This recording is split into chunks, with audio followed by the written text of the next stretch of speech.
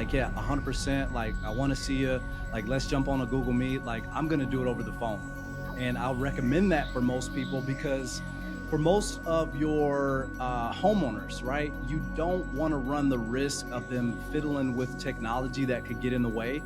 I ended up being in like the top two, top three in sales in the whole company the last 3 months. And I made a joke. I said, hey, they must have sent out a memo that everyone in the industry was like kind of taking it easy and they were just kind of phoning it in for the holidays. And I never got that email.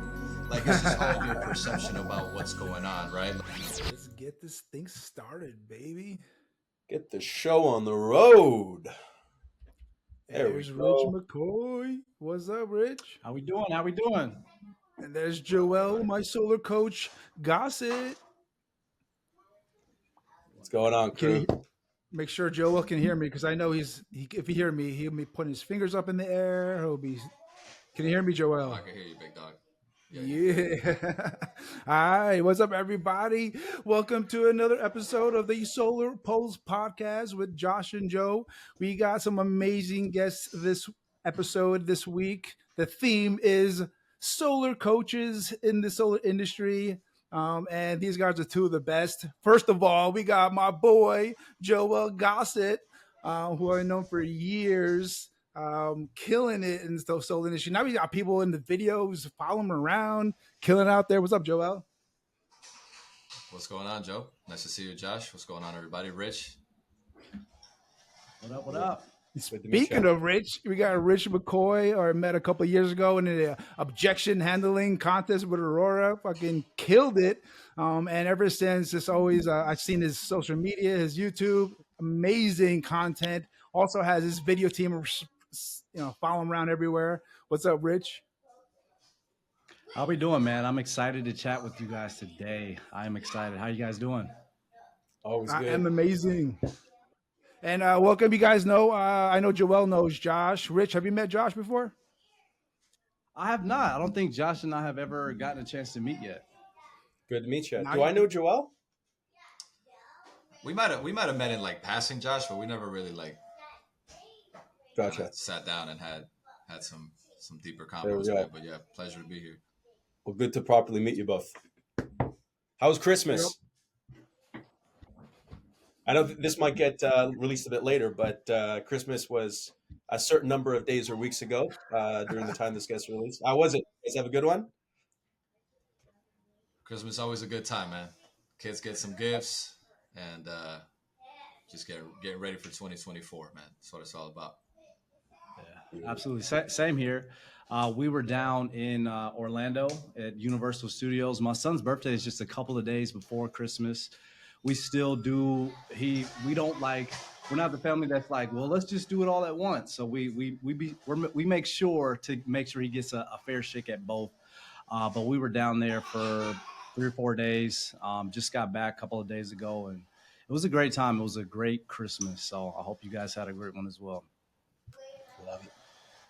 The question is, how is this guy down in my neck of the woods and I don't even know about it? I gave you a that's heads what up, we- actually. I gave you a heads up. I think that's how far is Orlando from you? I know Florida's I'm a big about place. 2 hours, 2.5 hours. Okay. That's not terrible. We're gonna have to run the tape back when we go to court. We're gonna have to see documentation on all this. You're not 2 hours from Orlando. I thought you're in Miami, bro. Bro, I live in an area called Lake Worth, and nobody knows where that is. And then my next step up is I say West Palm Beach, and people still don't know where that is. So I just say Miami, and then everybody knows. All right, Joel, tell us a little more real quick. Make sure before some people may not know who you are. Just real quick, a little 30 seconds about how when you started in the solar industry and where you're doing now, bro. Yeah, man. So my name is Joel Gossett. I was born in Venezuela. Came to the States about 3 decades ago, and played baseball professionally, high school, college, a little bit beyond that. Was in a couple sales positions. No, not hitting, bro. I was a pitcher. I worked in the casino industry, the gaming industry. I was a poker dealer for about 10 years, played professionally poker for a while, and then came across the solar industry, man. And, once I was presented this beautiful opportunity to help families, be more sustainable and environmentally and financially savvy with their electricity. I was like, yo, who's not gonna do this? Dove right in. 3 years later, have just been enjoying the ride, the growth, and the impact that has been made so far, not just in homeowners, but people that have been able to provide for their families and grow by leveraging this industry. And then now just looking forward for the future, embracing all the challenges that come with this industry. This whole solar roller coaster nonsense that people talk about, I don't buy it. I think it's just life.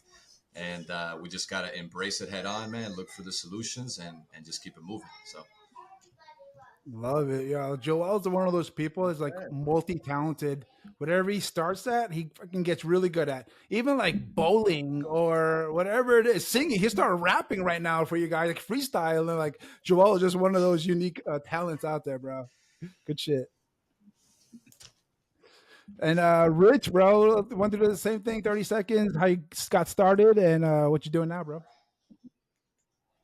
Yeah, so I've been in solar since about late 2018, 2019. I really got my first start there. Worked for one of the top rooftop residential solar companies in the country around that time.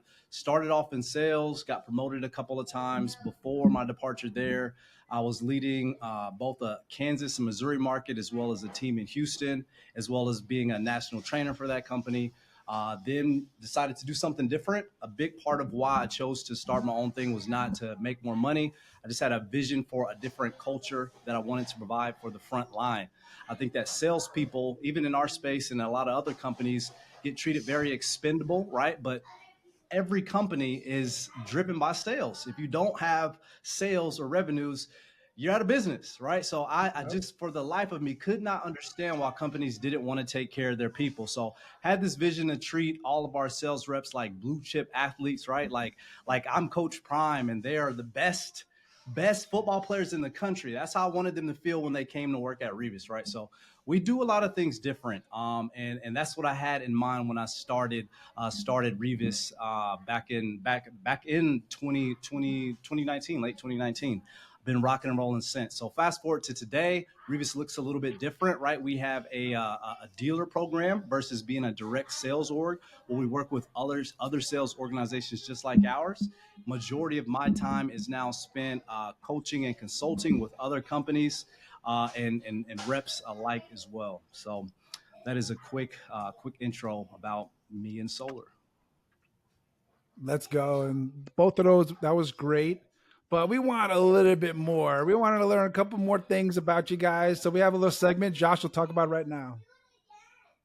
Sure. Little segment we do every single time called 5 words or less. Editor's going to put some fancy things on the screen, 5 words or less.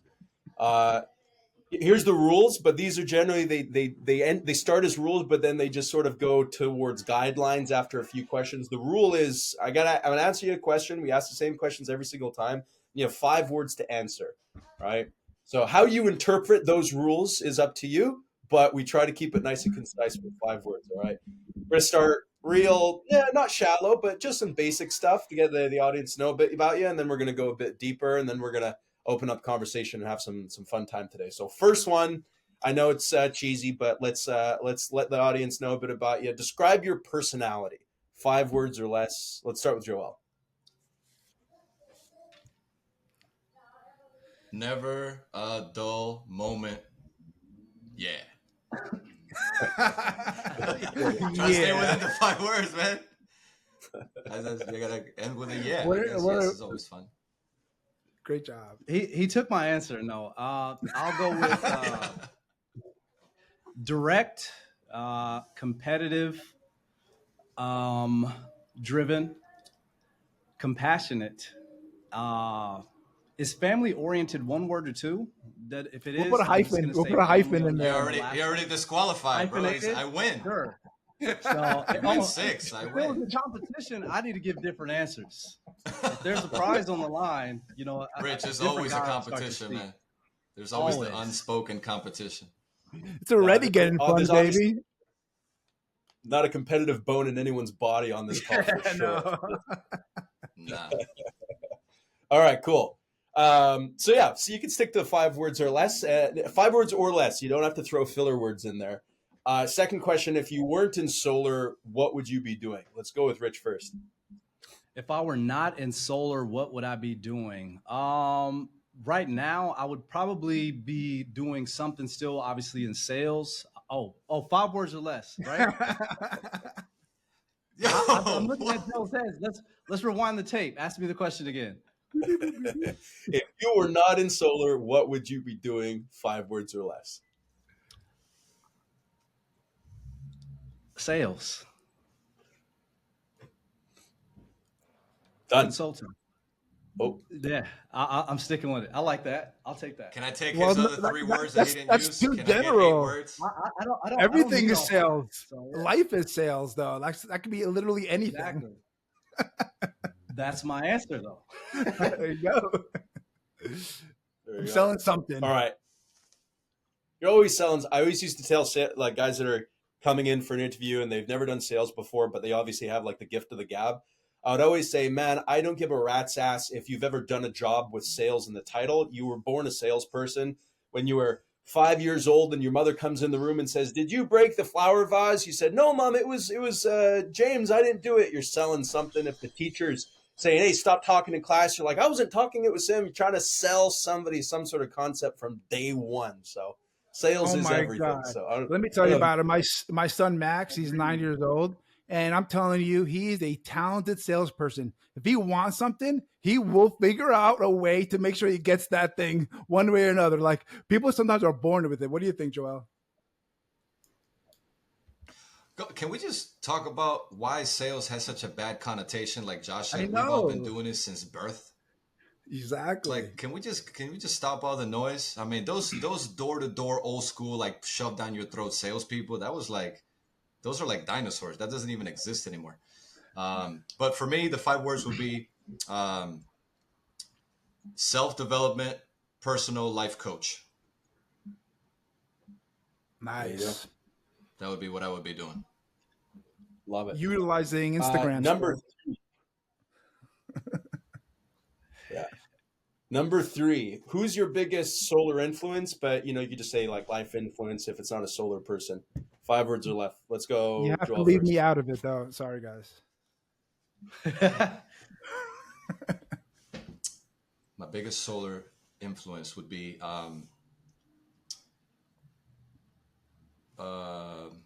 impacting our world for generations. More so looking for a person. Like, who's your influence? Who influences you in your career? It doesn't have to be someone in solar. Maybe someone outside of solar influenced you for what you're doing in solar. It could have been your Well, baseball coach. I don't my- know. You know what? My kids influence everything I do. I did a 6 word. There you go. Love it. Rich, you're up. Who's your number one? So This is I'm gonna tough. pick a person. I think we're just picking people now. Is that right? Early in my career, if I had to boil it down to one person, it'd definitely be Mr. Sam T, Mr. Sam Taggart. His Okay. coaching and courses helped us so much, and a lot of the content is so valuable and still relevant now that it still rings true and still helps generate revenue. So 100%, Mr. Sam T and the DDD Experts team for sure. Love it. Stuff. I'm sorry, man. I'm not like a huge rule follower here, but are we still on the 5 words? Because that was a lot. And you definitely won that Rich is round, my Joel. guy, but he's getting more TV time than I just want to be fair, All right, number 4. Why are you in solar? Rich, you can go up first. 5 Awesome. words or So, less. 5 words or less. I'd give a better answer if you guys take. We're still on. training We're wheels still off. on this. We got All other right, stuff. five we're gonna talk words, today. perfect. Why am I still in solar? Need, financial benefit, I like how you said financial benefit is one word. finances, whatever you want to call it. So I'm gonna stick with financial benefit. Need, financial benefit, and then lastly, because I don't want to take up too much time, and I'm having trouble thinking. Growth, for sure. There we go. Joel, you're up. Why are you in solar? And this is our second last question. Then we'll cut the 5 words left and start jumping into stuff. Thank goodness. All right. Innovation, impact, change, legacy, and fun. There we go. And last one, 5 words or less on this challenge. We always like to put, especially sales guys, through the ringer with simplifying answers because we all know KISS. So last one, 5 words or less, ultimate solar career goal, or just solar or career goal in general. It doesn't have to be solar, but what's the pinnacle look like for you? 5 words or less. Let's go. Who's that last time? I went last time. Joel's up first. Ultimate goal in solar career.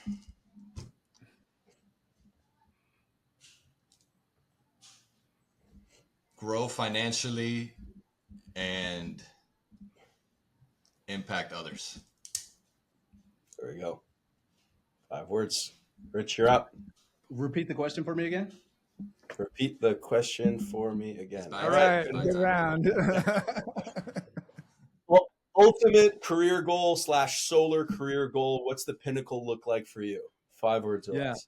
But my 5 words or less are I'm doing it now. And my reasoning after my answer is that, yes, there's a ton of room for me to grow, like a lot, but I love all of the areas that I get to play in right now. Like, I love it a lot. So I gave 2 answers, but I gave the 5 words. Joe knows that I'm not good at timed things and like tedious direction and instruction. That's why I pay a lot for operations help. I'm not good at a ton of things. If you give me a time constraint, like if a homeowner's like, we got a hard stop at this time, I'm like, we're rescheduling. Either, that kid's going to have to wait at T-ball for an extra 30 minutes, or we need to do this at a different time, but I can't be rushed. No, I'm just kidding. But yeah, Rich, the type of guy that takes 5 hours to explain KISS to somebody. I don't know about that. I'm that type of guy as well, by the way. For all the listeners, there's no situation where you are going to be faced with the ability to make a large amount of money and you can only use 5 words, 5 seconds, or 60 seconds. That's just not a thing. It's not a thing in our field, at least, or any other field that you know of or that you probably want to be in. But for the sake of the deal, it is fun. There we go. Nice. Well, all right. Go for it, Joe. Take it away. So, let's talk about what you are good at. And what I've seen is that you're great at making some content. And both of you guys are solar sales coaches. But I also see some content like for homeowners. And for myself, early in my career, a lot of my content was focused on homeowners. Telling them about solar, make an appointment, blah, blah, blah, not so crass, but like focused on the audience of homeowners. I've evolved or changed to now more, B2B solar pros and solar companies in my audience. How do you guys handle that balance? And what kind of content, Joel, what kind of content? I know you're making a lot of solar sales, but I see a lot of homeowner facing content too. Like, how do you balance the two?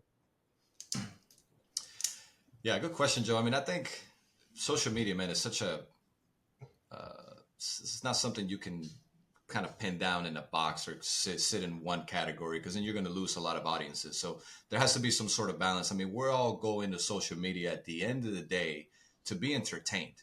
So you don't want to keep hearing the same, conversation just to solar pros or just to homeowners, because then you're going to, again, lose the other audience. So I feel like with this solar industry, we have the ability to reach a lot of people. And I feel like content for a solar professional, if a homeowner sees it, it just kind of gives them more of an insight on what's going on, right? And then like if you're doing content about a homeowner or something for a homeowner, I feel like a solar professional can see that and be like, wow, that's a great idea. I'm going to use that in my repertoire to be able to be better at my sales.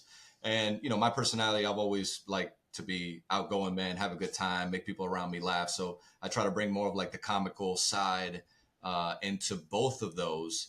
And, life is very fast, very short, and a lot of people take it way too serious. So I feel like if we have more fun in the things that we do, which again, social media is about entertainment, is kind of presented itself well with audiences. And you know what, at the end of the day, people ask me all the time, man, how many clients do you get off of social media? And I tell them very little. But what it does is it provides a credibility to your name.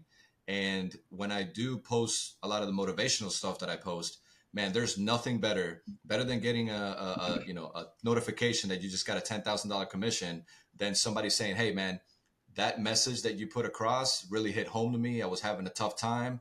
And man, I appreciate, you saying that it really lifted up my spirits. Like that right there, bro, game changer for me. So that's why I just keep going hard in the paint.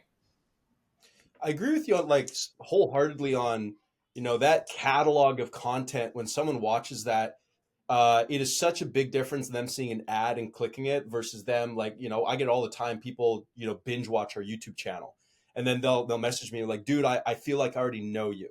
And so that trust is like built. But let me pitch the devil's advocate for, you said having it together, it's always seeing the same content, sales rep, always seeing sales rep content, homeowner, always seeing homeowner content. The devil's advocate argument would be, well, okay, let's say I'm doing a training on neurolinguistic programming. Now that shit is weird to hear if you're the person that it's being used on. You know what I mean? Like it's totally true, and every salesperson should understand psychology. But I don't know, and you like I don't know. I want to know your thoughts on this. I don't know if I, as a customer, would want to see on the same channel that I also discovered, like, oh, this guy's cool. I'm going to get my solar with him teaching other people how to figure out my psychology to convince me of something. I don't know if I think I'd feel weird if I saw that content. So interesting topic that you bring up on that. So I feel like it's all in what you're perceived to think and feel towards the homeowner, right? If your perception is that you're trying to scam or coerce them into doing something that's not going to help them, then yeah, I would agree. I'd be like, hey, this guy's using this manipulation techniques to try to sell me something, right? Mm-hmm. But if within the content, they're understanding that, look, solar is a plus, it's a benefit. There is zero, benefits to staying with the utility company. And if these are some of the ideas or concepts that he's using to help break down my preconceived notions and walls and barriers that I've had since I was, born and trained with, to help me put me in a better situation. Look, man, at the end of the day, you can't make everybody happy. Josh, you know this. Joe, you guys make tons of content. Like there's going to be people that hate your stuff, people that love it, and everybody in between. If a customer feels that they're being coerced into going solar, but at the end of the day, they're saving money, they're going to thank me in the long run. And the ones that don't, they're just not going to go with me. They're going to go with Rich. Speaking of Rich, I noticed a lot of Rich's content is really facing solar pros and solar companies. Are you making content for homeowners? And if you are, how are you doing that? Zero. So it's a great question. And I had answered the question before I started making any content for the same reason that Josh spoke about. And obviously, when you talk about any sales training, to people who aren't salespeople, it looks like we are teaching people how to manipulate them, right? So I find it very, very difficult to put them in the same place. And then also the reward, the risk to reward ratio is just not there for me. Meaning, for me, using it as a recruiting tool, mostly originally, even now to get more dealers, like the reach is there. They're typing, they're searching. Homeowners, for the most part, they're going to click ads and they're going to call companies and they're going to go with referrals for the most part. Now, I encourage all new reps to start to build that local profile, right? To build that brand reputation, to have some page that is strictly dedicated to them, right? So that helps a lot to have that one page that's only dedicated, but to cross hairs, unless you're Joel, like I don't recommend it for most people because it's, again, risk to reward ratio. Like if you're on the story with the commission check or the car you just bought or whatever the things that all of us see that reps do that are dumb, you walked away from this house and now you posted up on the story, 10K commission. Dude, every time you save somebody's phone number, like your social media pops up in my phone. So just like I can find it, they can find it too. You're leaving my house after you just sold me and you're in the car now talking about got 'em 10K commission. And then the next post the next day, it's like, hey, did you know you can save? No, they don't want to go with you now. So, like I said, it depends on how people do it, I guess, at the end of the day. But for me, I thought about it, really long and hard in the beginning before I started to make a lot of the content on which route made the most sense. And for what I was looking to do, I thought that'd be easier to attract more salespeople and more relationships within the industry, and gave me a lot more things to talk about that I cared about versus just pitching solar. So long-winded answer, but that's it. Joel, stop posting your Can I add- $10,000 commission checks, bro. Okay. Can I add on that? By the way, whoever keeps doing that crap is killing the industry. Stop posting. Yeah, commission checks. That to me seriously. is the dumbest thing ever. All together. What I do post about homeowners, just their experiences, right? Just to give other homeowners the ability to be like, wow, somebody did go solar. They had a fun time. It was a pleasant experience. Maybe I should try it, right? But guys, there's industries out there that everybody knows exactly how much they make and nobody cares. Like real estate. Everybody knows that a real estate agent makes 6% of the total thing. So if a $500,000 house, they're splitting a $30K commission from one real estate agent and the other, and nobody bats an eye. It's just kind of like understood. So I'm not trying to say that people that post their things their commission checks is a good thing, but at the end of the day, if they're being serviced well and they know they're getting a good product and saving electricity and saving on their bills and securing their rate hikes, and they know this person's earning an $8,000 commission check, like everybody's got to make money. I mean, I don't think that should deter homeowners, but I agree with Rich. It's hard to commingle those two things. But homeowners do follow you and they just want to see who you are. And that has worked well, for me. Just I could ahead, definitely, I could think of some topics that like training topics that if a homeowner saw would be beneficial. Like one that would come to mind was, I like using the term solar economics, meaning that no homeowners generally, I say if you could snap your fingers and homeowners understood what the numbers look like, we'd have a 50% market penetration in the US overnight. And one of the biggest issues is homeowners just don't know what the numbers look like. They've never run it. They've always thought, oh, solar, I have to pay out of pocket money I don't have for 20 years to break even in 20, 25 years. So one big concept is like, hey, sales reps, you got to show that homeowners just don't understand the numbers. If you simply, bridge that gap for them, they're going to see. And that's almost like a beneficial thing for a homeowner to see, because it's not convincing anybody of anything. It's like, hey, man, just get them to see the numbers. Here's an example. Homeowners don't know this. This is an easy job. That would be beneficial for a homeowner. So maybe it's like a selective thing. But ultimately, do you think it would be more valuable to separate those in two separate channels, two separate brands? Because the extreme is the guy that shows his bloody commission check. I have a few guys on Facebook are really bad at this. They do services for sales reps. That one day they'll post how much fucking money they made on these services and buying all this crazy shit. And then the next day they'll post, hey guys, we're doing a 10% off discount on the same fucking social media channel. I'm like, wow, how does that make sense? I don't get that. But yeah, should it be segregated then? Is there a benefit there? Following the real estate thing, I mean, most realtors that I know, they typically have like two profiles for that same reason, right? They have that business facing one, and then they have the other one that is more personal and that has their family. And sometimes they reshare and, repurpose the content, and that makes sense. But they typically keep those worlds separate. And I think a lot of what happened in their space is happening to our space. So there's a lot for us to learn from successful realtors from a marketing and branding standpoint, just like all the other things that we should be learning from them as well. Yeah. Yeah. I mean, I guess it just depends who your target audience is, right?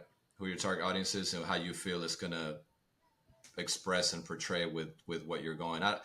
Like I said, I don't get many deals, customers hitting me up, but I do get them from time to time saying, hey man, I've been watching your stuff. I've been watching your trainings, and you know what you're talking about. The last 4 guys that came to my house have no idea what they're doing. So it's just kind of, listen, man, there's no secret sauce to this. You got to kind of just play around with it, work with what works, and then, stick to it.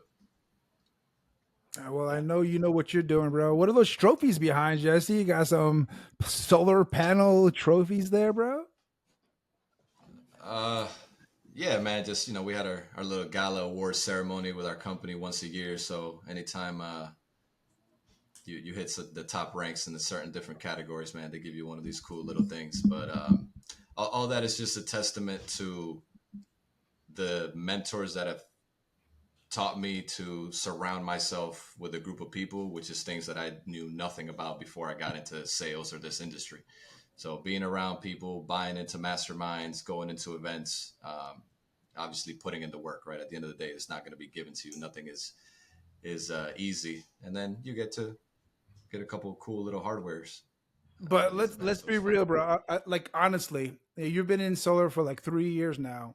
Has making the content been one of the reasons why you're successful? So let's say the guy is in solar. He's just grinding. He's just selling solar, and he's doing great. He's making money. Is he fine? Does he have to make content? Does the average solar pro out there have to make content, or is it something that you want to do because you're looking to do something in your career? Well, my vision on content is a lot bigger than just solar. I can only help so many people. I can only build so many teams. But my passion, really, after all this is progressing and is said and done, is really the youth and the young men in this country that have no father figures to really teach them how to be gentlemen, how to be entrepreneurs, how to take care of their families, that kind of stuff. And I just find there's like a huge gap that if I can create a audience and a brand and an influence through solar initially, and then maybe self-development, coaching, etc., then I can use that platform to really impact a lot more people. So that's why I decided to do it. And plus, I love it. It's fun. I love creating. I love engaging with different people. Other people, they just want to put their head down and they treat their entrepreneurial business as a 9 to 5. If that makes any Mm, sense, they just want to kind of yeah. go to work, come home, and not be in the limelight. And look, that's okay too. It's not for everybody. If everybody was like us trying to get on top, then we'd be a lot more competitive. But you guys already know the only competition is the one we face in the mirror every day, because there's really no competition out there. How about you, Love Rich? it. Kind of the same answer. So when I started my YouTube channel prior to solar, I was in marketing, and I knew over the time, like I would change what I was doing, change what I was focusing on, maybe get into other ventures, etc. But I knew that my YouTube channel would basically be proof. Like it was going to be the biggest uh, proof or personal resume in video form that I could have. Even now, if we can jump back on this thing in 5 years, like my channel is gonna be just this roadmap timeline of everything I've done in It's true. 4K and in different variations. And so that's what I wanted it to be. And so I started creating from that standpoint, not so much like how can I content market and get lead magnets and build funnels and get them to pay me. But it was just like, I'm going to start posting on this thing and then I'm going to look up in a decade. And it is when I'm at the top, right? Here's going to be the proof for anybody who could doubt buying one of my companies or selling their company to me or partnering with me or whatever opportunity was in front of me. I knew that that thing would help over a decade. And so for me, I feel like everyone should do that. I feel like every single salesperson should start to put content, and it doesn't matter about your results. It's actually even better if you don't have the results because you get to start showing the journey. A lot of people, they start making content, and what's hard about keeping up with it is like, what am I going to show today? Well, when you're in the journey of becoming at whatever stage that is, just show the process.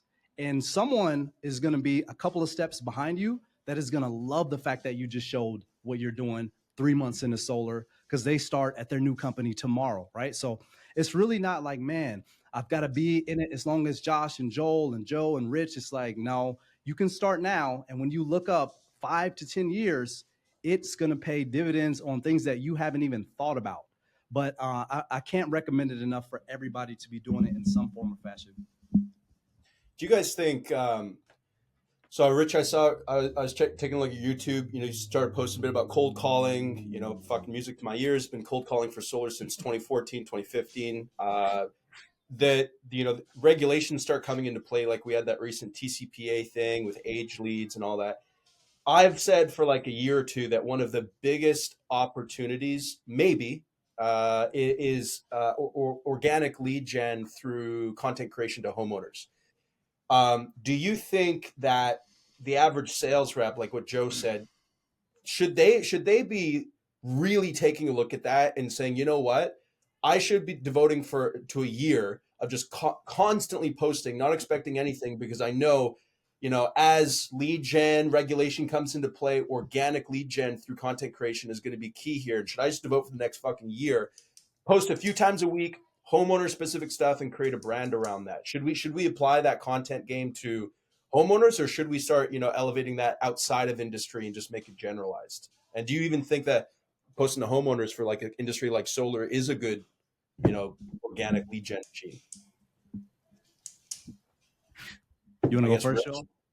Go Oh, Rich, so you go. yeah, I love it. I see it working a lot for, unfortunately, other industries on like TikTok when it comes to like roofing and other things around the home, where they're just able to capture and create certain scenarios, basically skits, and then their leads just come, right? Not a whole lot of people doing that for solar with the utility bills, acting out certain scenes, but man, TikTok's exposure right now is it's the biggest next to YouTube, and you get a chance to be seen. Instagram, I'm like on a super big pause on it right now. The reach is like very little, but the ability for someone to go on TikTok tonight and create an account and post something tomorrow, and then another one the day after, and just to do 5 posts over 5 days and reach hundreds of thousands of people for free is easy, and it's not always going to be that way. So to answer your question, yes, I think they need to do that, and then but also it depends on what platform, because they all operate differently. But that is a particular platform, if any, do I feel like you essentially pitching your service without pitching it really, really, really makes sense there, and that you can use that to gain organic leads for free as we get squeezed by vendors, get squeezed by Meta, get squeezed by cold calling laws, etc. The time to start thinking about methods of gaining organic leads was yesterday. But nonetheless, like social media 100% and platforms like TikTok is something that I would leverage if I was deep in building that brand, building myself up in attracting organic leads. Like 100%, I think that's one of the best way, if not the best way to do it. Yeah. Do either of you follow Solar Goat on TikTok? Solar Goat? Yeah, Solar Brandon Goat. Serene. No, Dude, not he familiar. has got to be the goat of this, and there's a few reasons why. We had him on the pod a while back. Number one, you meet the guy, and he's not salesy at all. He's an installer. But what he does is he just started posting like, random shit. Homeowner would call him and say their install is fucked up, and he just video, oh look, they used the wrong, shit here. Oh, the cables are all messed up here. And he started making his videos, pretty cool, and like his timing is really good. But he's not I don't think he has a background in social media or anything. He just started posting. Dude, the guy has, how many subscribers or followers on TikTok does he has now? 100,000? 150,000? He has videos on TikTok that have had millions of views. The videos are of him fixing solar installs. You'd think this guy was fucking Charlie D'Amelio dancing or something, like, but his reach is insane. And he is so honest. Like, he was on the pod and he was literally on a roof. He grabbed some cables and he was just sitting on a roof. The guy like lives and breathes this shit. I don't know what his numbers look like in terms of leads. In his case, it would be like install repairs and shit. But you could do similar things on the sales side. But if anyone like deserves a shit ton of organic leads, it's someone like that who just love the game, just posts every fucking day, and people see his journey. Like, that is wild that he's been able to build that up, and he obviously loves it. I'd check him out. I mean, if you guys consider, right, like solar is like the new shiny toy in the world. And the biggest thing that we overcome with homeowners is trust. So if you can create a channel around just the exposure of what it is, so people can get more like acclimated on the process before or after installation, PTO, when you get your first electric bill, and just to see those experiences, so they could be like, wow, okay, that's what it is in this day and age. It's not like back in the day when you used to be sold something before social media or internet, you were just had to take a chance, right? Or maybe word of mouth.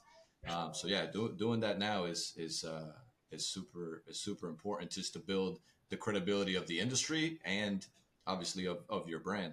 I think, Josh, you were saying about posting for a year. You don't really know what that number is going to be. You don't know when you're going to explode. It could be 2 years. It could be 3 years. So the consistency is the one thing that just kills everybody. Yeah, I was going to say, like, it is not easy, and that's why nobody does it. I've given my challenge to my community and on the pod multiple times before. If anyone out there is ready to devote, let's say, 6 months to making content every fucking week about and building a homeowner brand, I will personally help you do it.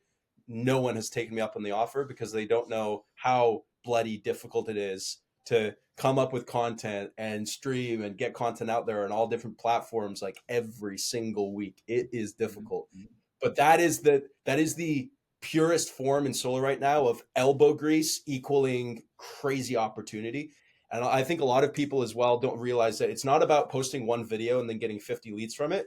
It's about having a backlog, catalog of like dozens and dozens and hundreds of videos that one day a homeowner or one of your videos goes viral or one homeowner jumps on and then just starts binge watching. And like I think Joel, you said earlier, it's like they see your journey. And what does that equal? Trust, right? Because, if you see that consistency over months and years, it's like this guy's saying the same stuff the whole time. He's still here. He's still posting. Immediate trust, and they feel like they know you. Like, talk about an inbound lead. That has got to be the hottest lead you could possibly get, right? Someone binge watching all your content, Joel, you get any of those? What's that? Inbound leads from those? Yeah, man. Like they come up every couple of weeks, man. I'll get a good friend of mine from back in the day or a new customer say, hey, man, anytime I go to a homeowner and I sign them up, I say, hey, do you have social media? And I have them sign me. I say, look, share my stuff. If you like it, I post a lot of motivational things, not just solar related. And people respond well to it, So I think I've taken more of like a family approach on my content. As opposed to maybe something like Rich is doing, like, hey, I'm looking on building businesses, recruiting, and that kind of stuff. So, but yeah, no, it's been good. Yeah, love it.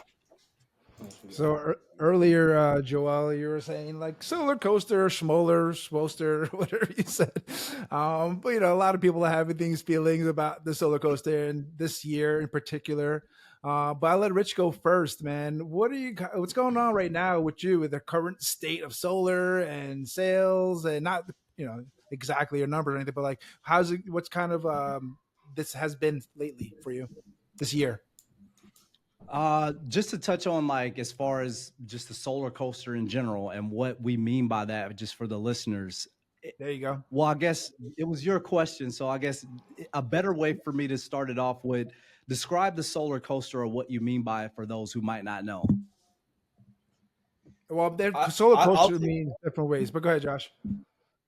I think for new reps, this term is really powerful. The way I look at it is, like look at a graph, like a sine wave, just doing this, right? And if you've only been in it for a few months and all you've seen is like down, then you're like, holy shit, the world is ending. But if you've been in it for multiple years, 10 years later, and for me, it's sort of like this. It's still going up, but yeah, you have the dips and turns. So when a new rep says solar coaster, they think like, oh yeah, because it goes up and then it just crashes down and then it's done. But I feel if you've been in it long enough, it's just consistently going up and up and up, whether it's dips or downs. But that's how I would define a solar coaster. It's very subjective. Yeah. Right. So that's kind of what I was getting at. What a rep might think of it, they'll use it when their sales are down, right? They're just thinking of up and down sales. And when someone is down in sales, it's easier for them to point a blame at interest rates, or we don't have this in this market, so on and so forth. But us on this call and a lot of other leaders also on the call as well are watching, think about the things that happen in our industry that cause us to pause or have a dip in revenues. We've seen that from equipment issues to interest rate issues to other companies being in the media or EPCs going out of business. These are all the things that most of us probably consider as a part of the solar coaster. Anything else is just another normal day. But the things that are outside of our control that bring us to a pause, not a complete pause, but slow things down for a little bit, like NEM 3.0 in California, for example, you then got to go back to the drawing board and figure out like, what do we do? How do we pivot? So on and so forth. I would consider something like that on the coaster. For us this past year, I mean, we've been rocking and rolling pretty well. The biggest thing with managing interest rates is choosing which markets and which products to make it make sense for the homeowner, given their situation with utilities. But that's solar 101. That's basically what solar is anyway. So the job is the same. The variables just got a little bit different. That's it. So, but much like anything else, it's going to be what you make it. So if you have a bad attitude on it or a bad outlook about it, right? Like, of course, you're going to get bad results. But I love when bottleneck situations happen because the competition gets out of the way. It becomes a separator, a separation season. That's the best possible thing that could happen. If you're a person who is tired of competing with people on lead gen, on ad spend, on recruiting, give me another dose of something that makes 30% of people, leave a state or leave the industry total. Because then there's more people for me to help, more people for me to serve, more families for our people to serve at that point. So we kind of like it because we understand that everybody else, majority of everybody else is going to tuck tails and hide for a second, and then we can come out and play even harder. So for us, Solar Coaster is just kind of another day. We're ready to pivot. We understand that things are going to happen. When you're in a new and booming and growing market like that's still unregulated, that's what's supposed to happen. So, as long as it stays unregulated, just expect more things like that to happen and just be prepared to pivot when you need. What do you think, Joel? How do you feel about the current state of solar? And Rich, I love that answer, by the way. Yeah, man. I just think it just depends on what you hear. And what I mean by that is I made a joke a couple months ago on our company's whatever quarterly meeting. I ended up being in like the top 3 in sales in the whole company the last 3 months. And I made a joke. I said, hey, they must have sent out a memo that everyone in the industry was like kind of taking it easy and they were just kind of phoning it in for the holidays. And I never got that email. Like, it's just all your perception about what's going on, right? Like, if you wake up and you stub your toe in the bed, and then all the next things that come out of your mouth is like, oh, today's going to be a crappy day. Here I go. Start off stubbing my toe. Like, you're just going to keep finding negative things throughout the day. So just, similar to what Rich was saying, I feel like we have a lot more control about the outcome of what we do than we realize.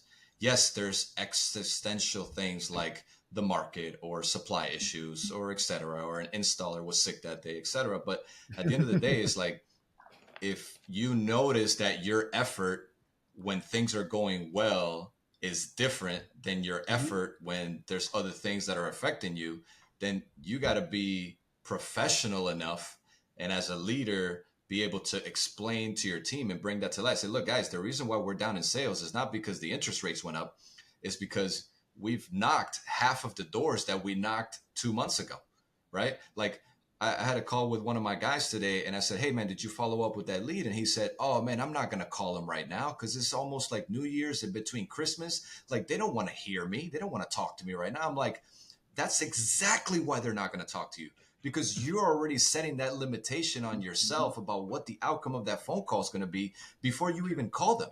Like, why not call them and say, hey, man, what a better way to start the year with half of an electric bill that they currently have now, and putting them in a better situation leading into 2024. Like, it's just all your perception. So your self-talk, I feel like the preparation that you have with yourself before you go out and take on the day is huge. And, we're in control of a lot of that. And the outcome, if you're going to have any growth in your career and your life, you need to be self-reflected on that and realize, wow, let me look at what I'm doing. Because the outside stuff we can't control. Like, if you drive off your neighborhood and you get hit, because a lady ran the red light, you can't control that.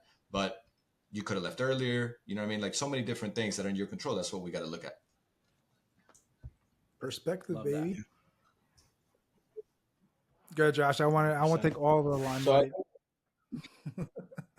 Well, yeah. I know we're getting down to the wire here because I think someone has to go pretty early or soon. But I guess we're talking about the negatives that some people perceive as negatives. But I always like to, when people bring that up, I always like to just shine light on like the crazy fucking year 2024 is going to be over the next 2024 and 2025 and what's going to happen in solar. What, for you guys, what's the most exciting thing or things that are going to happen in the next year or two in the industry? Go with Rich first, I guess. What do I feel is going to be one of the most exciting things within the industry to happen over the next year? Oh man, that is a great question. Joel, if you have an answer on the tip of your tongue, you can go first. If not, I can think of something super fast. Sure. We're gonna cut you off. You call me Joel one more time, man. You know it's Oh Lucas. yeah. Oh, my bad, my It's- bad. You're it's all 100% good, right. it's And all I've, good. I've probably done it like 3 or 4 times too today. My bad. You're right. It's normal, man. I'm from Venezuela, and I came here, and people see Joel, and they say Joel, and then that's a little thing. But yeah, man, I got an answer to that. I think over the next 12 to 24 months, I'm really excited about competition, and I'm really excited about people leveling up. And that may sound weird, be like, why are you excited about more people competing for business? Because then that takes my game to another level, right? Right now, I feel like, you know, there's not that much better I have to do than the other average rep to like win a sale or to take care of a homeowner. But for one, yes, it'll cause more work in me, but it'll help me level my game up, my team's level. But it'll also better the industry because I feel like there's a lot of garbage people in our industry not doing the right things, not working ethically, looking for the grand slam. And that business model I never understood it because if you would just take care of the homeowner the right way and just hit singles, you'll have referral business for the rest of your life. Like why try to scam somebody and then burn that bridge and then have to like hide and duck and be in the shadows when some of these regulations are going to start coming down the pipe. So just innovation, man. I feel like as homeowners get more understanding about where the utility companies are going through the roof, there'll be more open mindedness, I guess. And I'm just excited to compete. I'm excited to really stick it to the utility companies because they've been doing what they've been doing for decades. And I mean, I do that a lot in the sale, man. I try to get the homeowner, hey, man, let me put my arm around you and let's go after these Goliaths. So I'm definitely excited about that. Love it. My man wants more You got something? competitions because he wins. He's always winning competition. Like, give me some more. I need some more competitions to win. I mean, Joel, you played, competitive sports. One thing I learned really early on is if I'm the best playing, I used to play basketball a lot. I was the best for such a long fucking time, and I never got better. And then I meet people that are like miles better than me, and I just get fucking floored. And so I started driving for. I don't want to play with people that are at my level or below anymore. The second you're around other people, your game just shoots through the roof because your natural instinct is you got to evolve, you got to get better. So I get it 100%. I don't think people that aren't, I don't know how people aren't competitive initially, but that they don't understand that about me. It's like when I see somebody that's better, I don't hate on them. In fact, I love that they're there, and it like pisses me off to the core that they're winning right now more than I am. And now it's like, okay, now it's time to take a picture of your face, put it on my phone as a screensaver, and look at you every single day until I take you on, and then we go on to the next. But it's all good, man. It's all fun and games. Look, man, life, like I said earlier, life is super short. We can make all the money in the world, but at the end of the day, man, it's all about the relationships we're building, the impact we're having, and just leaving the next generation a little bit better than the things that the world that we got left, from our generations before us. So. Love it.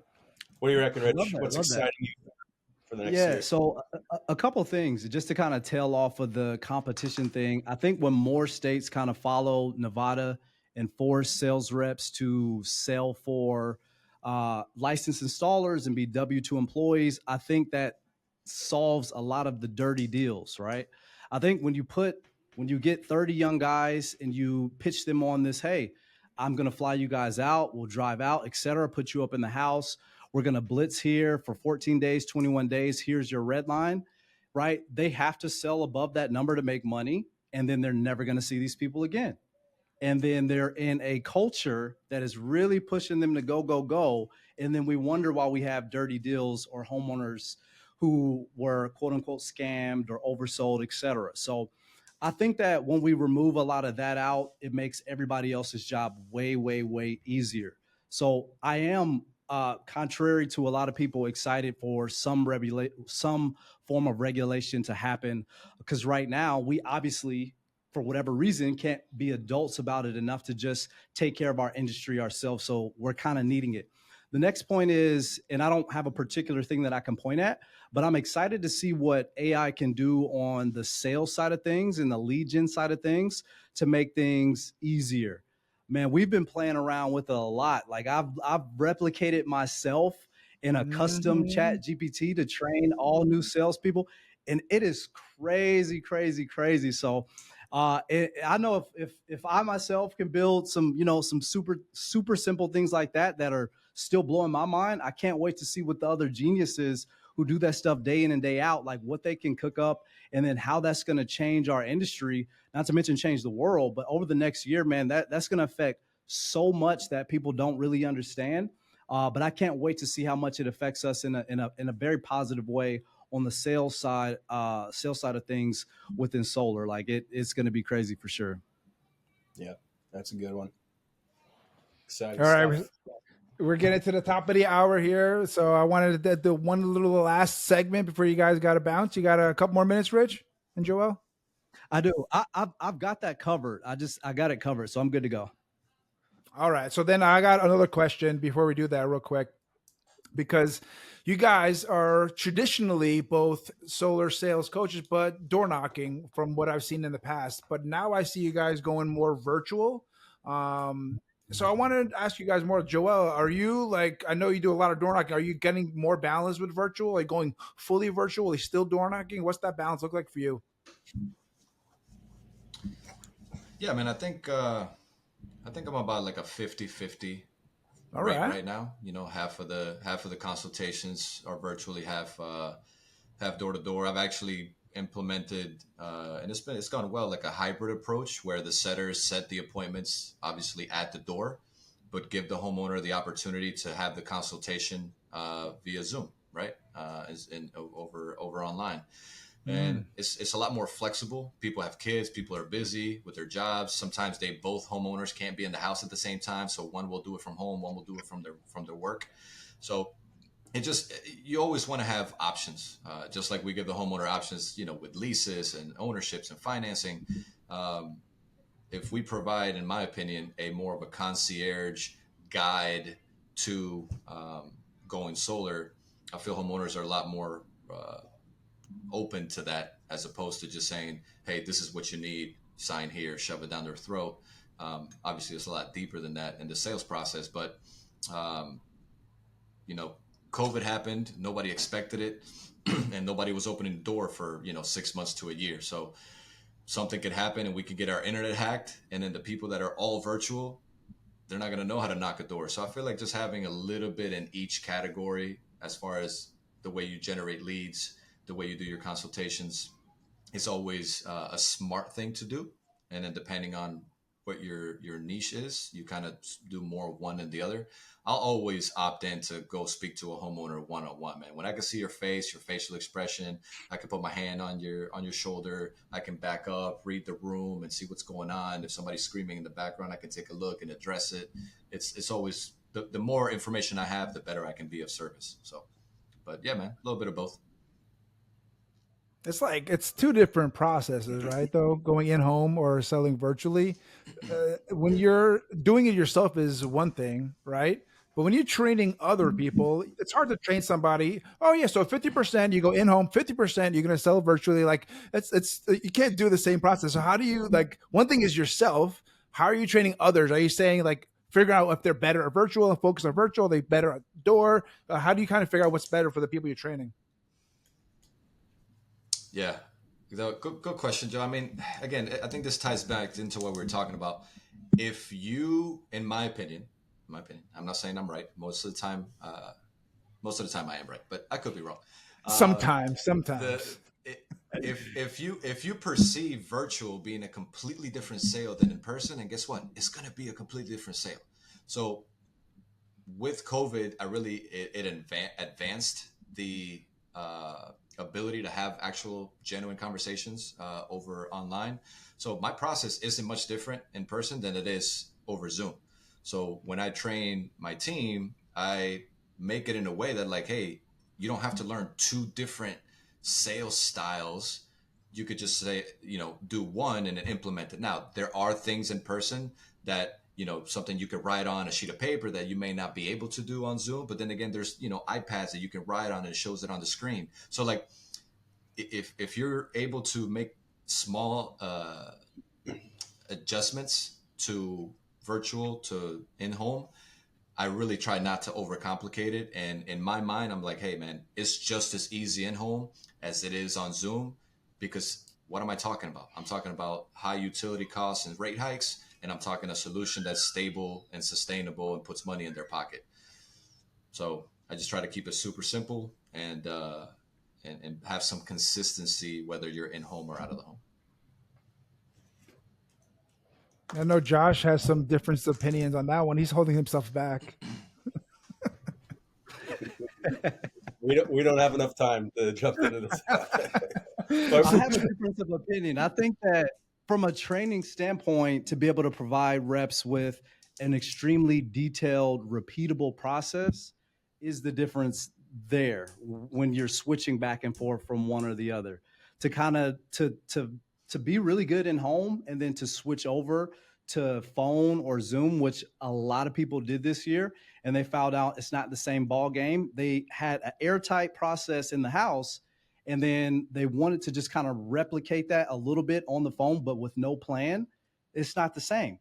You were successful in the home because you had a step-by-step plan of what to say, when to say it, and how to say it based on what they said. You need to have the exact same thing for the new field that you're playing in. That field could be phone, that field could be virtual or Zoom or some other Google Meet or whatever the software is, but you need to have a game plan geared to that venue that you feel really good about. That's what's going to make you successful in that other space. For most people aren't Mr. Gossett, but most people will, they will need that process. I think that might be the only difference that I would have. Let me ask you, Rich. How much different do you feel a virtual consultation is than one in home? Here we go. How much different? A lot. For instance, right now, Joel's camera is so blurry. It's been blurry the entire time. Like I haven't seen Joel's face really. I'm sorry, Joe. I'm saying Joe. I'm a little stuffy, bro. What do you mean? You can see my nose. I haven't seen Joe Moose's face the entire time. So that's one right there. So when you talk about a stranger who's jumping on to, this will be clear when we broadcast. I know it is. Riverside is great, by the way. For a stranger who you would hope to be able to earn their business and provide them a 50, 60, sometimes more $1,000 package over a virtual meet, the senses need to be engaged in that person. When you're in person with them, because we're human beings, your gut is going to steer you in a direction. Do you feel good about them? Do you feel bad about them, etc.? In this domain, it's a little bit different. So you have to think about the things, since I'm not in person and that person's senses are operating differently, what attributes do I need to show more or less of so that I can get the same type of reaction from that person? And even everything that I just said is going to be different for every person, right?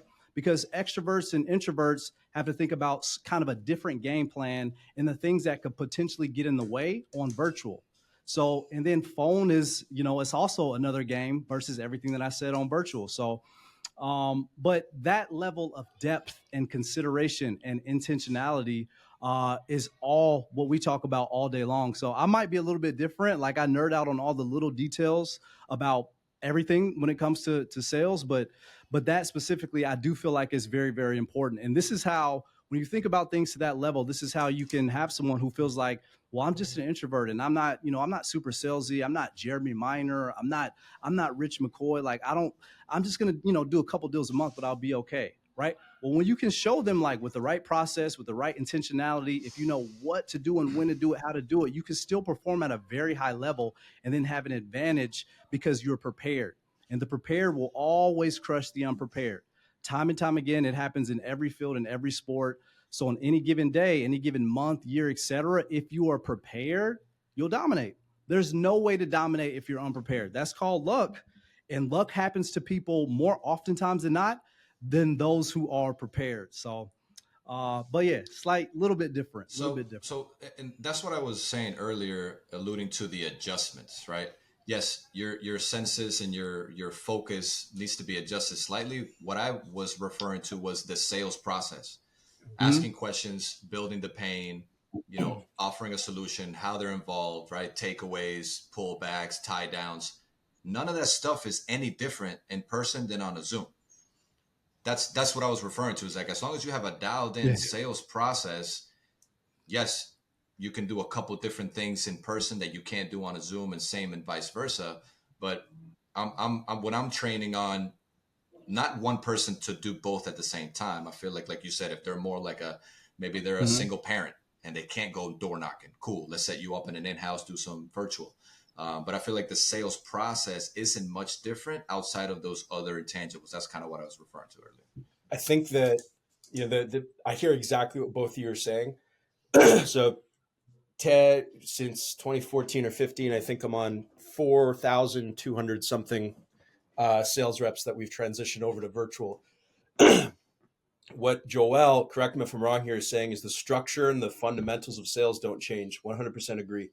I always use a macro 4-step script. You got to do it in order. Doesn't matter in what media. The structure and the fundamentals, sales psychology doesn't change. The big thing that I've seen a lot of in-home guys transition to virtual and why they flounder like a fish is because they understand the process, but how they've implemented that process is now wildly different, specifically in terms of senses. An easy way to I've always said is, let's say you go to the gym every single fucking day and you train arms and shoulders every single day. You've never trained legs, but you're still exercising. You still know what you Wait, need that's to do, bad. how you need Is to that, are eat. we supposed to train legs? Joel never got the Wait, you memo on guys the are. legs. I'm gonna 2024. I'm gonna try that. I'm gonna try the leg thing. So then one day you tell this guy, you're like, oh, dude, you know how to work out. You know what to eat. You know when to show up to the gym, how to wake up, how to motivate yourself, what pre-workout to take. But now you got to train legs. So then they're like, fuck, I got this shit, man. I've been doing this my whole fucking life. And they get on, they just crumble because they have no fucking muscles. And so what I've seen is the in-home guys, the really solid in-home guys, like they are ultra confident when they start because they know sales, which is true, but they've never worked out the virtual muscle before. I'm a phones only guy. I'm not a fan of Zoom or video conferencing, so it even goes to the extreme, right? Phones only, you lose a lot of senses, you gain a lot of senses, and it's like the data is still there, the fundamentals are still there, but how you interact with that data has changed and how you implement it. So I think both of you are right. The structure, I use the exact same structure that we used back in the door-to-door days, the in-home days. The exact same order, the exact same fundamentals, the same everything. But how that's implemented, especially phones only, is people freak the fuck out about how different it feels, even though the underlying structure and the strategies are like identical at the end of the day. 100%. Rich, go 100%. into about I saw you nodding your head about phone sales, and that's what you're focused. It sounds like that's what you're focusing on too. Yeah, 100%. So me personally, I'm not, I would, unless a homeowner is like, yeah, 100%, like, I want to see you, like, let's jump on a Google Meet. Like, I'm going to do it over the phone. And I'll recommend that for most people because for most of your homeowners, right, you don't want to run the risk of them fiddling with technology that could get in the way. And back to the whole thing about senses, when I'm in person, I can feel the room with my energy, with my voice, etc. You don't know if they're this is a super simple point. The volume on their laptop or their computer, they could have it lower, much lower on purpose or on accident, right? Or it could just be scratchy. Completely kills your entire thing. No one is going to know if that person has good audio coming from their deal or not, unless you've been working that lead for a long time and like you've been over there before, right? But the phone is a familiar place for them. People can think, they can get comfortable, they can walk around, they can go to their favorite chair. They don't have to look presentable, so they can really feel you out. And much like Josh said, their senses, when one sense goes away, the other ones go up, right? So they're listening even harder on the phone is our belief, us phone guys. The virtual thing for most of them, they haven't made a major purchase for most people over a Zoom or Google Meet before. However, they've made many purchases over the phone. A lot of them, maybe not, $50,000, $60,000, but it's not uncommon for them to share personal information over the phone, like social or payment, etc. And as silly as it sounds, it is for them to do it at this point. So they overthink it because their body has not done it before. So you're asking them to take on this new concept and all this new information over this new technology. And then, Mr. Homeowner, I need your body to do something that is never done before on top of taking in all this stuff. And yes, we can do it. And it's been done 1,000 times. 1,000 deals are being done today virtually. And I'm not saying we shouldn't. I'm just giving you like some deeper data to consider how much is going on with the average homeowner when we're putting them in that position of doing everything virtually this way. So we know that most people have a phone and that they can answer the phone and we can have that conversation. And there's something that you need to see. You have your phone, you have your computer. We're sending them things the entire time throughout the conversation to their mobile phone anyways. So it's not like we don't have their eyes connected to certain things that we want to see and give them visually, but all those other cues of the senses that are going to steer and persuade them, we need them to be super high. And I think the phone, we can count on it more than what we can count on with softwares and cameras and things of that nature. Rich, I want to challenge you to even go even further. There's one thing that I want you to try. I just want you to try this. What's that? Don't send them anything. That's all I'm going to say, and I want your sales mind to figure out like how that could be implemented over the phones. The reason I love the phones is because it forces you to be so fucking simple in your pitch that if you get to the root, you don't send them anything. You're only having a conversation. Maybe send like installation docs, sure. Right. But throughout the sales process, figure out how to not send them anything up until the point where you run finance. You can tap into this fucking insane, simple form of virtual remote solar sales that 99.9% of people, if they saw it, they'd see it was fake. That's a challenge. I'll give that challenge to you. Try to come up with a process you don't actually send them anything up until finance. I can attest to that not being fake. In your guys' process, Josh, do you typically go for a one call close or is it like a multiple call process? Appointment setting call, closing call. Well, okay, gotcha. So on the one call close, you're sending them nothing up until the point of financing? Yeah, maybe I'll give you one more hit. So I don't like virtual visuals, digital visuals, I call them. Here's my reasoning behind it. In-home, back in the day, I come from back in the day when even our finance contracts were paper and we phoned the fucking finance company with them. And we had all these laminated sheets with like a solar farm, like Jinko solar farm, right? And we'd be like, look, we'd have all these things for them. And then we pass it to the customer and we get them to look at it and hold it. I don't like digital visuals because the customer can never hold it. They see it on your screen or even a picture and they don't feel it's theirs, especially if you show it on the screen. And then they start thinking like, can you send this to me? Can I see this? So ultimately what it looks like is you try to replicate the in-home process by doing something I call the self-proposal method. So you don't send them anything, but you get them to create their own proposal with their paper in their house. But the challenge is you don't send them anything other than confirmation emails and text messages. Get them to create something themselves while you're on the call with them, but don't send them anything. And then the only thing you really send is like, finance docs and sales docs at the end. But we're talking like a 10 to 15 minute close on the phone.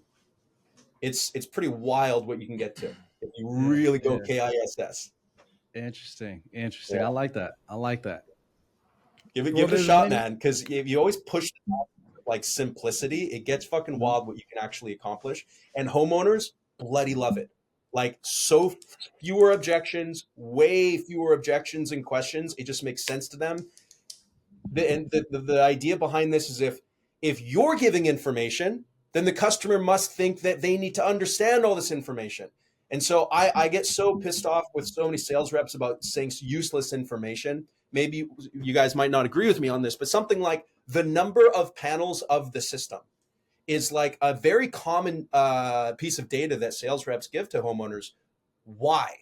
Number one, panel wattage is totally variable. Number two, it really doesn't matter unless you're worried about the roof not being able to handle. But the customer shouldn't have to worry about that, right? Like we used to go into extreme detail and have all these visuals of the wattage of the panel and all this. Dude, all they give a shit about is they're saving money, they're independent. And if you can show that to them and be confident about it, The rule I always apply is like, if you're wondering whether you should ask a customer a question or tell them a piece of information, apply this rule.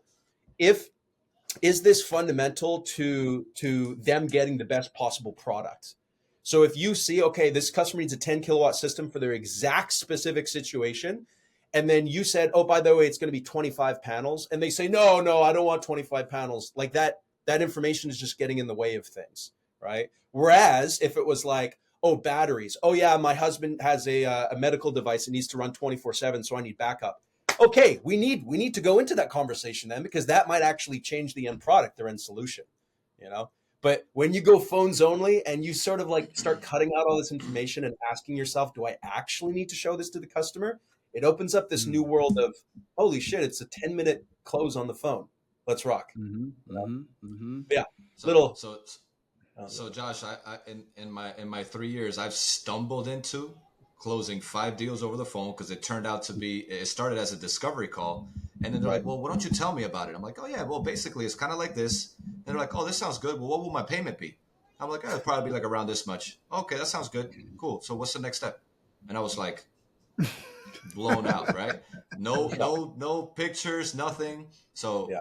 I'm batting 1,000, 5 for 5. But yeah, if phone sales is unbelievable.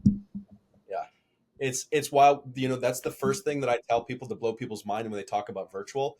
It's like, so when they get on the Zoom, I'm like, no, phones. And they're like, wait, what? No, phones won't work. Phones won't work. Dude, name your top 5 favorite salespeople. They're phone salespeople. Fucking Grant Cardone, Jordan Belfort. All, these are phone guys. They've been doing it for 40 years. Why the hell can't it happen in solar?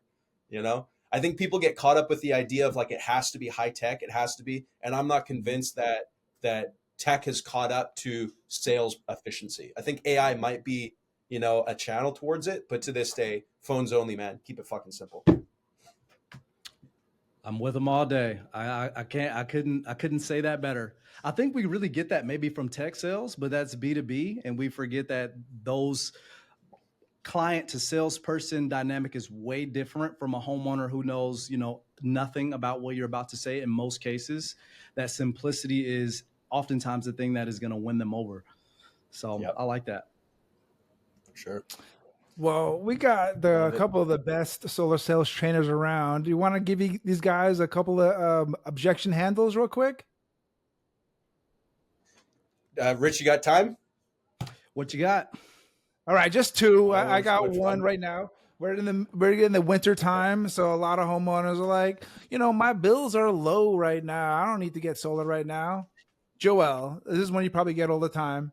What do you say to those homeowners like, my bills are too low because it's winter time right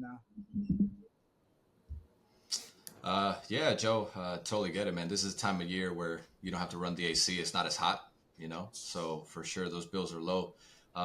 You remember a couple of months back though, like what were some of those summer bills? Because just like you have winter, we also do have the summer. What were some of those summer bills looking like?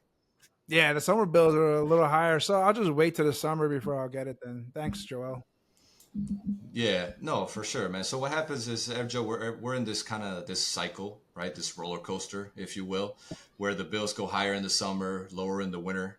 At the end of the day, when you add all those summer months up, you end up paying a certain amount of money to the utility company to rent your power, right? Does that kind of make sense?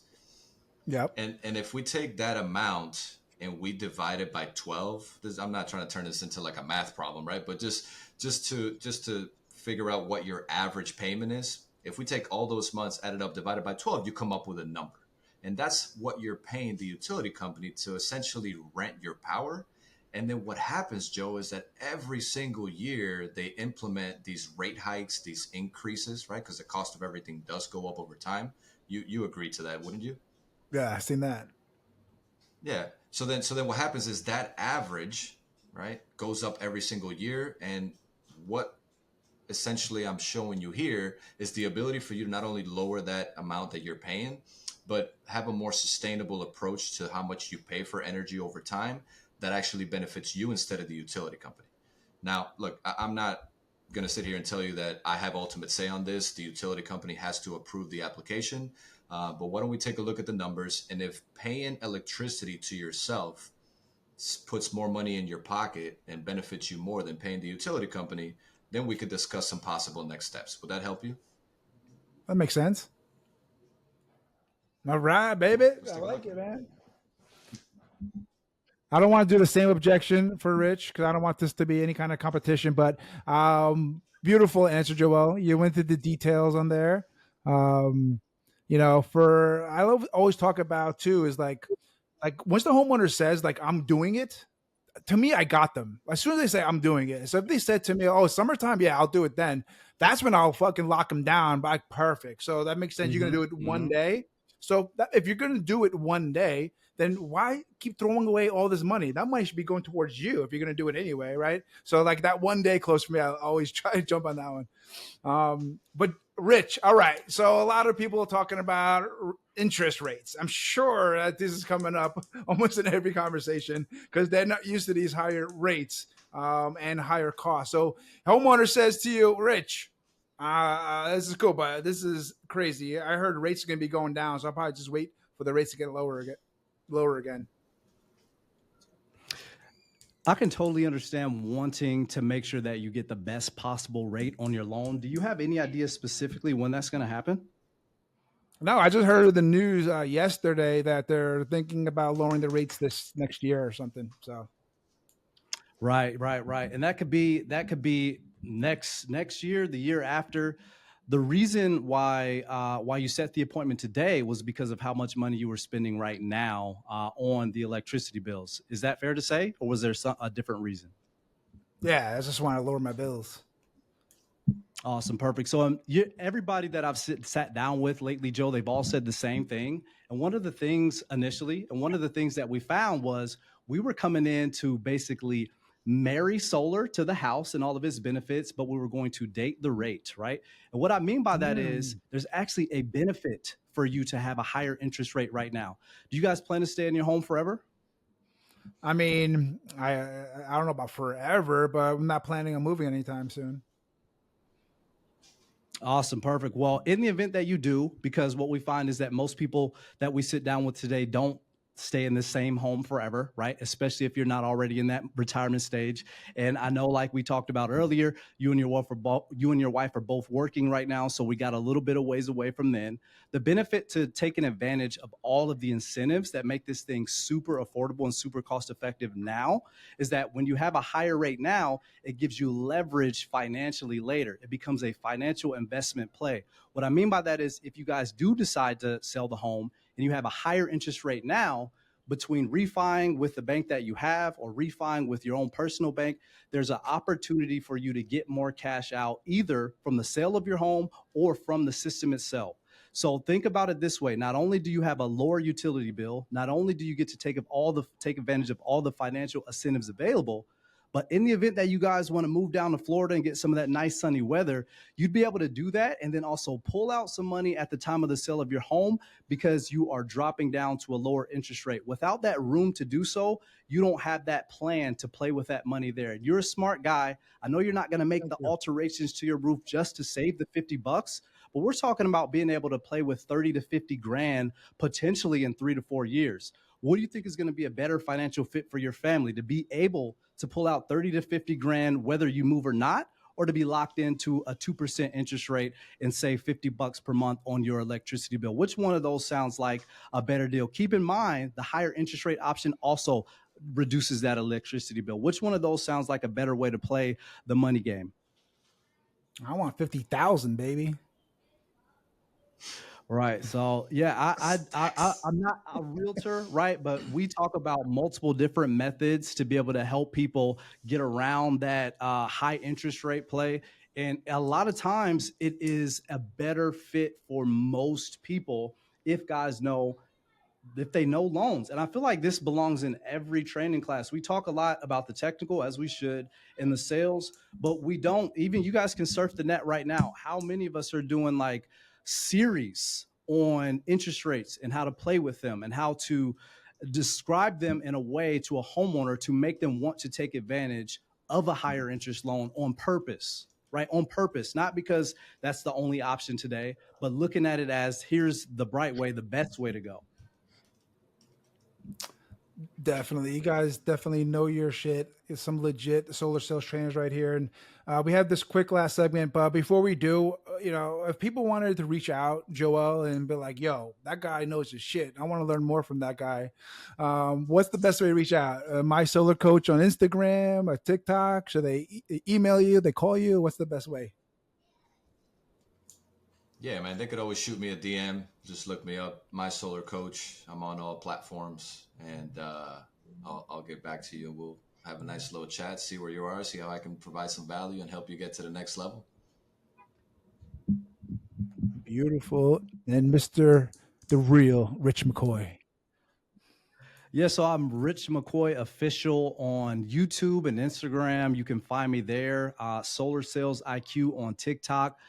Primarily work with anybody if you're new to the field, if you're looking to grow your team, start a team, start your own dealership, make the jump like most of us did this year over from knocking doors all day to maybe banging out the phones, right? And getting more done in less time. We're helping people build call centers and hire their own train setters every day. So Rich McCoy Official on all social media platforms. You can pretty much find me most places by that handle.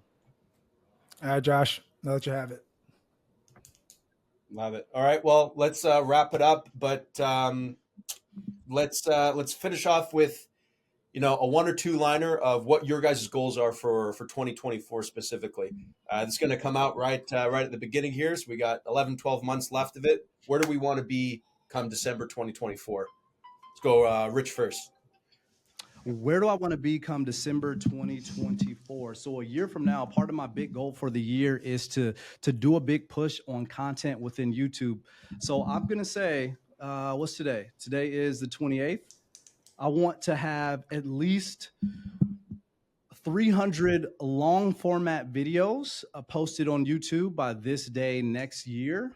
I know that if I do that, like all the other goals that I have will just be pulled by that. So it's a tall order, but that's what we're shooting for, right? That's a tall order. Get on it, soldier. Love it. That is huge, bro. Nice one. I know you can do it, though. What about yourself, Joel? Yeah, man. I mean, as far as social media, definitely looking to hit over 100,000 followers, man, and really expand in that market.